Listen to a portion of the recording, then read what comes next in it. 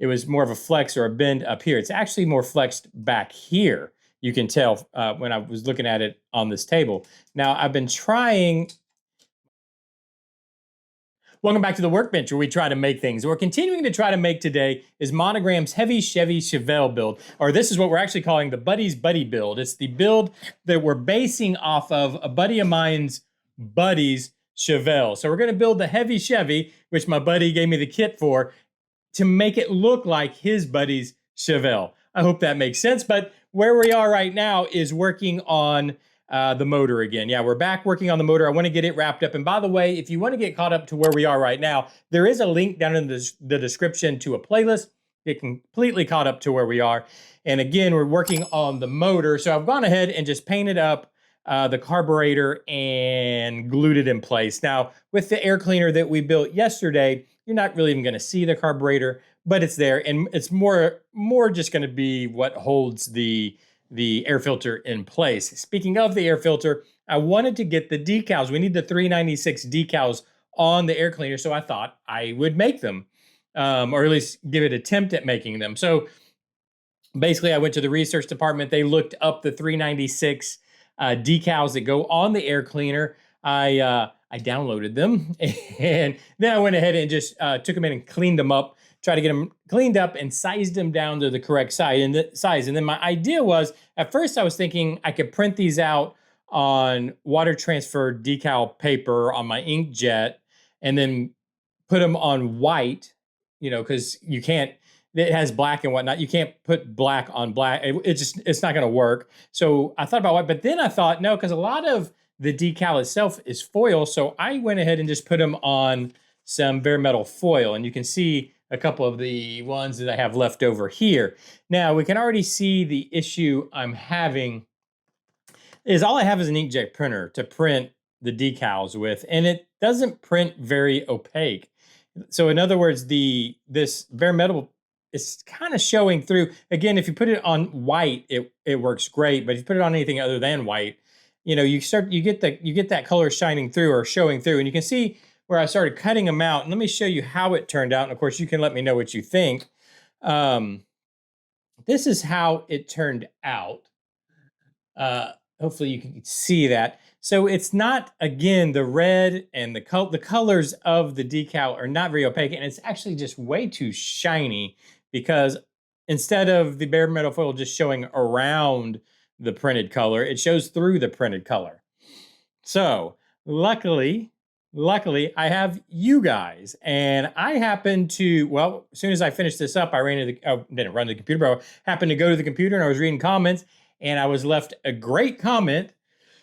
Unfortunately, I read it too late. My fault, not their fault, but I read a great comment saying, hey, there's an AMT kit out there that has the 396 decals in it. That might be, maybe you could use that. Yeah, so I immediately went to eBay and ordered a set of decals. So I think this, even though it turned out, I guess I would classify this as okay. It's not really what I like. So I think I'm going to go ahead and just very carefully,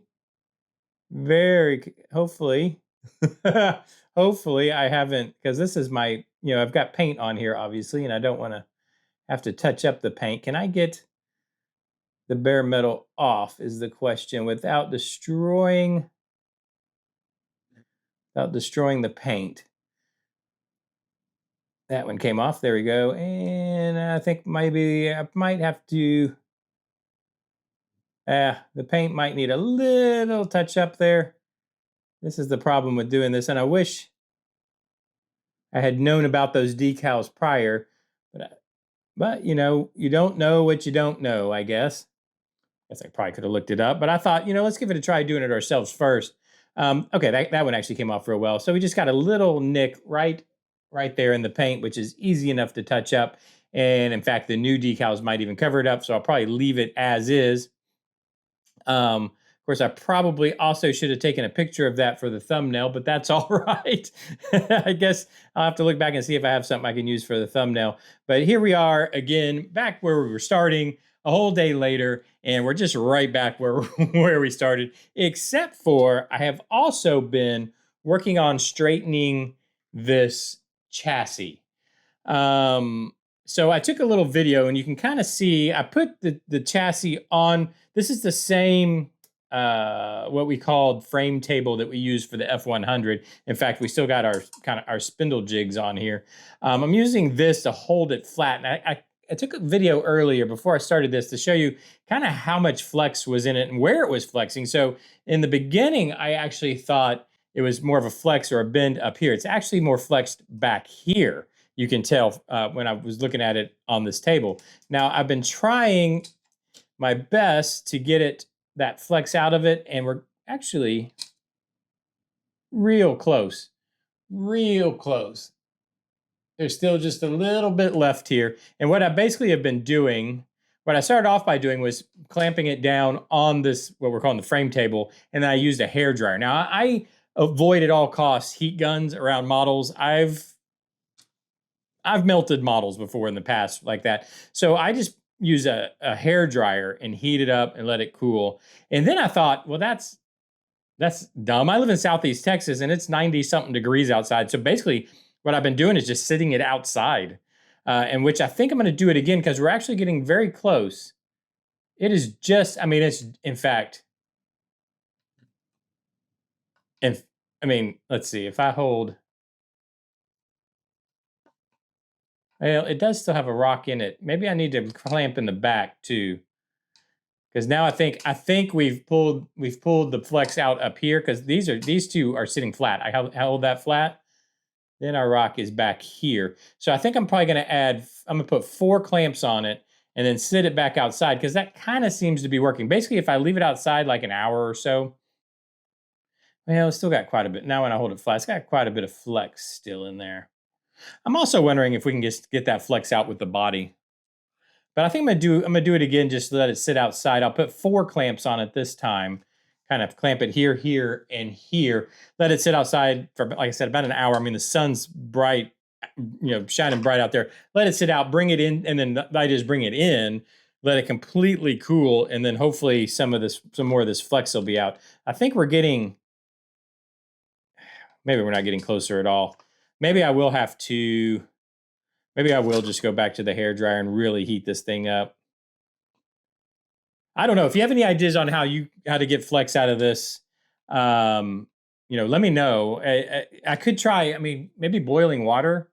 That works for a lot of things. Like if I boil some water, I mean, I guess we would just drop this in. Man, I'm terrified of destroying this chassis because I don't have another one. But maybe we could drop it in some boiling water, fish it out, then clamp it and let it cool. I might try that. My fear is things like these fender wells kind of warping, things you don't want to warping because they get too warm. That's where I'm a little scared of boiling water. Let me know what you think. I'm going to wait to hear from your comments down below if you've had any experience with this and what has worked best for you. I've always just used a hairdryer in the past, but this one, we're still got a lot of flex. This one's not quite cutting it. So let me know what you have to say down in the comments. I really do want to hear from you guys. You're what keeps me on track and heading in the right direction. So I really do appreciate the comments. I'll work on this over the weekend after I've read your comments. I'll also, like I said, I've already ordered the decals for the filter. So I think that's probably what we're going to do is just, use some AMT filters or AMT decals. That'll probably be the best bet. Let me know what you think down in the comments. If you've enjoyed this, hit that like button, hit that subscribe button, hit all those buttons, do all those things everybody tells you to do on YouTube. I've still got a frame I've got to get the twist out of. So I will see you guys on Monday. Bye-bye.